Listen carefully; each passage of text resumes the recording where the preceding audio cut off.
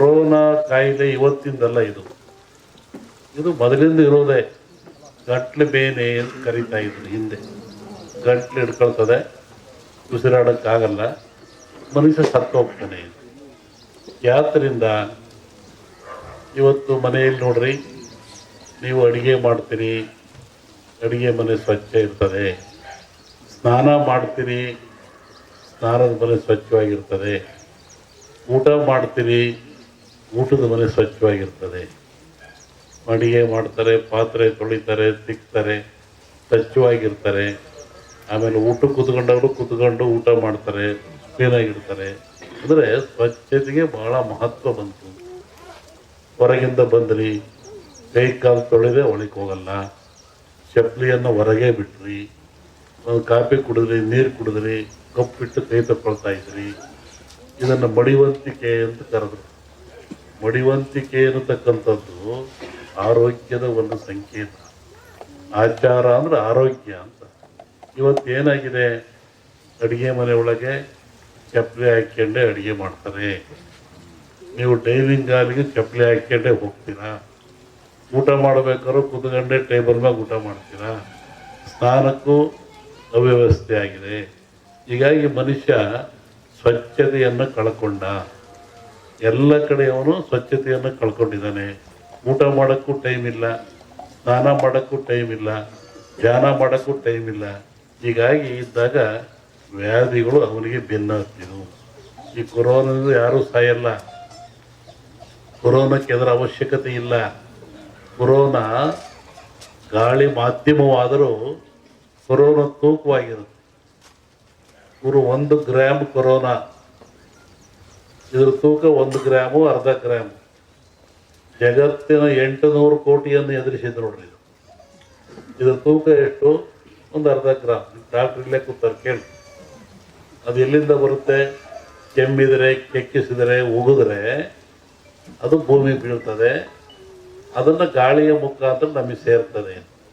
ಅದಕ್ಕೇನಂದ್ರು, mask ಹಾಕ್ಕೊಳ್ರಿ, ದೂರದಲ್ಲಿ ನಿಂತು ಮಾತಾಡ್ರಿ. ನೋಡ್ರಿ ಎಂಥ ಒಂದು ವ್ಯವಸ್ಥೆ ಬಂದಿದೆ. ಆ ಒಂದು ಸಣ್ಣ ಕೊರೋನಾ ನಮ್ಮಲ್ಲೇ ಇದೆ, ನಮ್ಮ ಶರೀರದಲ್ಲೇ ಇದೆ. ಅದು ಜಗತ್ತಿನ ಜನವನ್ನು ಎದುರಿಸ್ತಾ ಇದೆ. ಅಂದರೆ ಕಾಯಿಲೆ ದೊಡ್ಡದಾಯ್ತಲ್ಲ, ಮನುಷ್ಯನಿಗೆ ಕಾಯಿಲೆ ದೊಡ್ಡದಾಯಿತು.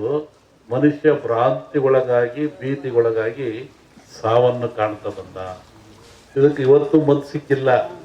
ವ್ಯಾಕ್ಸಿನೇಷನ್ ಅಂತ ಕೊಡ್ತಾರೆ, ಮತ್ತು ಅದು ಇದನ್ನು ಹೇಳ್ತಾ ಇದ್ದಾರೆ, ಇದಕ್ಕೆ ಮದ್ದು ಸಿಕ್ಕಿಲ್ಲ. ಮದ್ದು ಸಿಕ್ಕ ಅವಶ್ಯಕತೆಯೂ ಇಲ್ಲ. ಸ್ವಚ್ಛತೆಯನ್ನು ಕಾಪಾಡಿಕೊಳ್ಳಿ. ಮನೆಯಲ್ಲಿ ಸ್ವಚ್ಛತೆ, ಮನೆ ಕ್ಲೀನಾಗಿರಬೇಕು. ನೋಡ್ರಿ, ಹಬ್ಬ ಬಂದರೆ ಸುಣ್ಣ ಹೊಡಿತಾ ಇದ್ರು, ವಾರ ನೆಲ ಸಾರಿಸ್ತಾ ಇದ್ರು, ಮನೆ ಸಾರಿಸ್ತಾ ಇದ್ರು. ಇವತ್ತು ಏನಿಲ್ಲ, ಹಂಗೆ ಕ್ಲೀನ್ ಮಾಡಿಬಿಡ್ತಾರೆ, ಫ್ಯಾನ್ ಹಾಕಿ ಗಾಳಿ ಊರಿಸಿಬಿಡ್ತಾರೆ. ಇಂಥ ಅವ್ಯವಸ್ಥೆ ಬಂದಿರೋದ್ರಿಂದ ಕ್ರಿಮಿಕೀಟಗಳು ಮನೆಯಲ್ಲಿ ಆವರಿಸಿದು, ಮನಸ್ಸಿನಲ್ಲಿ ಆವರಿಸಿದು, ಶರೀರದಲ್ಲಿ ಸೇರಿದು. ಇದಕ್ಕೆ ಬಹಳ ಚಿಂತನೆ ಮಾಡ್ಬೇಕು ಇವತ್ತೆಲ್ಲರೂ. ಇನ್ನೊಂದು ರೂಪ ತಗೊಳುತ್ತೆ, ಇದು ಗಾಳಿ ರೂಪಕ್ಕೆ ಬರುತ್ತೆ ಮುಂದೆ. ನಿನ್ನೆ ಹೇಳಿದ್ದೀನಿ ನಾನು, ಇದು ಗಾಳಿ ಮಾಧ್ಯಮವಾದರೂ ತೂಕವಾಗಿದೆ. ಮುಂದೆ ಬರುವಂಥದ್ದು ಗಾಳಿ ರೂಪವನ್ನು ತಗೊಳುತ್ತೆ. ಯಾಕೆ ನನ್ನ ಹತ್ರ ಕೇಳಿದಲ್ಲ. ನಿನ್ನೆ ಒಂದು ಖಾಸಗಿ ಕಾರ್ಯಕ್ರಮ, ಸೂಳೆಯ ಮಗನುಟ್ಟಿ ಆಳುವನು ಮುನಿಪುರವ, ಯುದ್ಧವಿಲ್ಲದ ಮಡಿಯೇ ಪುರವಲ್ಲ ಕೂಡಾದೀತು. ಇದು ಹಾಕ್ರಿ, ಇದು ರಿಸಲ್ಟ್ ಹೇಳ್ತೀನಿ, ಆಮೇಲೆ ಬಿಡಿಸಿ ಹೇಳ್ತೀನಿ ಅದನ್ನು ಏನು. ಇನ್ನೊಂದು, ಅಕಾಲದಲ್ಲಿ ಮಳೆ ಬಂದರೆ ಸಕಾಲದಲ್ಲಿ ಮಳೆಗೆ ತೊಂದರೆ ಆಗ್ತದೆ. ಮುಂದೆ ಬೇಕಾದಾಗ ಮಳೆ ಬರಲ್ಲ. ಈಗ ಬಂದುಬಿಡಿತಲ್ಲ, ಮುಂದೆ ಒಳ್ಳೆ ಬಿತ್ತನೆ ಕಾಲ, ಬೆಳೆ ಕಾಲ, ಬೇಕಾದಾಗ ಬರಲ್ಲ. ಅಕಾಲದಲ್ಲಿ ಮಳೆ ಬಂದರೆ ಸಕಾಲಿ ತೊಂದರೆ ಆಗ್ತದೆ. ಈ ಸರಿ ಅಂಥದ್ದು ಏನಿಲ್ಲ, ಸಮತೋಲನ ಆಗ್ತದೆ. ಇನ್ನೂ ಜಲಪ್ರಳಯ ಇದೆ, ಹಾಗಿದ್ರೆ ಜಲಪ್ರಳಯ ಇದೆ ಇಡೀ ಭಾರತ, ಇವು ಜಗತ್ತಿಗೆ. ಇದು ಸಾಗರದಲ್ಲಿ ಒಂದು ಅಚ್ಚರಿಯ ಸಂಗತಿ ಕಾಣುತ್ತೆ. ಜಲಸ್ಫೋಟ ಅಂತ ಹೇಳಿದ್ದೆ ನಾನು, ಅಲ್ಲಿ ಒಂದು ಆಗ ಲಕ್ಷಣ ಇದೆ. ಈ ಎರಡು ಸೇರಿ ಮನುಷ್ಯರೇ ಮಾಡೋದಲ್ಲಿ ಕೆಲವೊಂದು ಹೇಳೋಕ್ಕೆ ಹೆದರಿಕೆ ಆಗುತ್ತೆ. ಪರಿಹಾರ ಏನೆಲ್ಲ, ಭಗವಂತನ ಧ್ಯಾನ ಮಾಡಬೇಕು ಅಷ್ಟೇ. ಯಾವ ಪೂಜೆ ಪುರಸ್ಕಾರದಿಂದ ಏನು ಉಪಯೋಗ ಆಗಲ್ಲ. ನೇರವಾಗಿ ಭಗವಂತನ ಧ್ಯಾನ ಮಾಡೋದೇ ಮುಖ್ಯ. ನೆನೆಸ್ಬೇಕು ಭಗವಂತ. ಸೂಳೆಯ ಮಗನುಟ್ಟಿ ಆಳುವನು ಮುನಿಪುರವ, ಯುದ್ಧವಿಲ್ಲದ ಮಡಿಯೇ ಪುರವಲ್ಲ ಕೂಳಾದೀತು. ವಿಷ್ಣು ವಾಮಾವತಾರದಲ್ಲಿ ವಾಮನ ಭೂಮಿ ಕೇಳಿದ, 3 ಅಡಿ ಭೂಮಿ ಕೇಳಿದ, ಎಲ್ಲ ಉಳಿತು. ಅಮೇರಿಕಾ ದೇಶದಲ್ಲಿ ಅಲ್ಲೇ ತುಳಿದವನ್ನ ವಿಷ್ಣು ವಾಮಾವತಾರದಲ್ಲಿ ಬಲಿಯ, ಅದನ್ನು ಮುನಿಪುರ ಅಂತ ಕರೆದರು. ಏನ್ಸಂಡ್ ಇಂಡಿಯನ್ ಹಿಸ್ಟ್ರಿ ಒಳಗೆ ಅಮೇರಿಕವನ್ನು ಮುನಿಗೆ ದಾನ ಕೊಟ್ಬಿಟ್ಟನಲ್ಲ, ಅವನು ವಾಮನಿಗೆ ದಾನ ಕೊಟ್ಟನಲ್ಲಪ್ಪ, ಅದು ಮುನಿಪುರ ಅಂತ. ಯುದ್ಧವಿಲ್ಲದ ಮಡಿಯ ಪುರವಲ್ಲ ಕೂಳಾದೀತು ಅಂತ. ಮುನಿಪುರ ಅಂದರೆ ಅಮೇರಿಕವನ್ನು ಮುನಿಪುರ ಅಂತ ಕರೀತಾರೆ. ಅದು ಅಮೇರಿಕ ಒಂದು ದೇಶದಾಗಿಲ್ಲ, ಎಲ್ಲರೂ ಸೇರ್ಕೊಂಡಿರೋದಲ್ಲಿ. ಶ್ರಾವಣ ಮೇಲೆ ಹೇಳ್ತೀನಿ ಅದ್ರ ಬಗ್ಗೆ. ಹೇಳಿದ್ದೀನಿ, ಇನ್ನೂ ನೋಡ್ತಿರ್ಬೇಕಾರೆ. ಹಿಂದೆಲ್ಲ ಹೇಳಿದ್ನಲ್ಲ, ಮೊನ್ನೆ ಹೇಳಿದ, ಕೆಲವು ಮುಳುಗ್ತವೆ ದೇಶಗಳು, ಕೆಲವು ಹೇಳ್ತವೆ, ಹೊಸ ರಾಜ್ಯಗಳು ಉತ್ಪತ್ತಿ ಆಗ್ತವೆ ಅಂತ ಮೊನ್ನೆ ಹೇಳಿದ್ದೆ.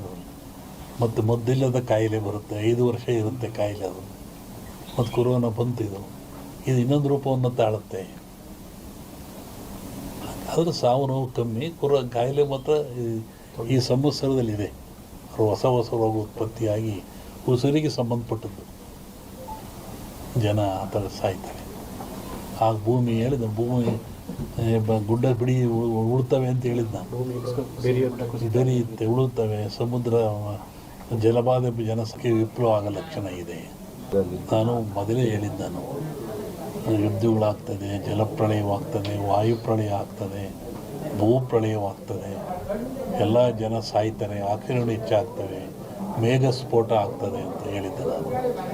ಇನ್ನೂ ಒಂದು ಮೇಘ ಸ್ಫೋಟ ಆಗೋದ್ರಿದೆ, ಊಹಿಸಲಾರದ ಒಂದು ದುಃಖ ಈ ಭಾರತಕ್ಕೆ ಬರ್ತದೆ. ಪ್ರಕೃತಿದತ್ತವಾಗಿ ಆಗ್ತದೆ ಮೇಘ ಸ್ಫೋಟ. ಅದನ್ನು ಹೇಳಿದ್ದೆ ಮನೆಯಲ್ಲೂ ಹೇಳಿದ್ದೆ ನಾನು ಮನೆಯಲ್ಲಿ. ಒಟ್ಟಿಗೆ ಜನಜೀವನ ಅಸ್ಥಿರ, ಯಾವಾಗ ಮನೆಗೆ ಬರ್ತಾನೆ ಹೋಗ್ತಾನೆ ಅಂತ ಹೇಳೋದು ಕಷ್ಟ. ಅಸ್ಥಿರ ಇನ್ನೂ ಜಾಸ್ತಿ ಆಗ್ತದೆ. ಅದು ಅದರಲ್ಲಿ ಅರಸನಾಲಯಕ್ಕೆ ಕಾರ್ಮೋಡ ಕವಿದೀತು. ಅದು ರಾಜ್ಯಕ್ಕೂ ಇದೆ, ಸೆಂಟ್ರಲ್ಗೂ ಇದೆ.